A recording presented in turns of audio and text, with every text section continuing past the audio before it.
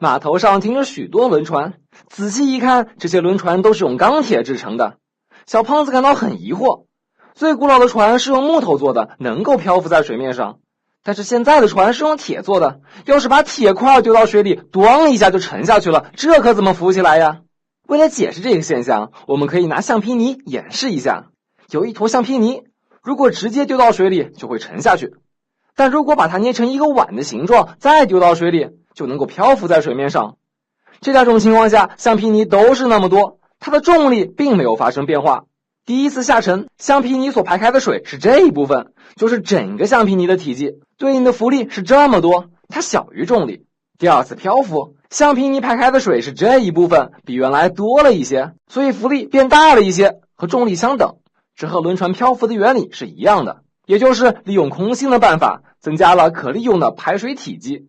技术发展到今天，轮船越造越大，那么它的大小是怎么衡量的呢？其实衡量标准就是排水量的多少。排水量是指轮船满载货物的时候所排开水的质量。像右边这艘轮船，排开的水是这一部分，排水量越大，能够装载的货物就越多。现代的轮船排水量能够达到10000吨以上。比如这艘轮船的排水量是10万吨，说明船满载货物时，货物和船上的总质量就是10万吨。现在我们已经知道，轮船能够浮在水面上，靠的是水的浮力。那来看这样一个问题，轮船从河里行驶到海中，浮力会怎么变化呢？轮船从河入海，两种情况下都是漂浮状态。漂浮时浮力等于重力，轮船的重力并没有发生改变，浮力大小也没有改变。那么轮船进入海中有什么变化呢？浮力的公式是 F 浮等于肉液 Gv 排，两种情况都用这个公式计算。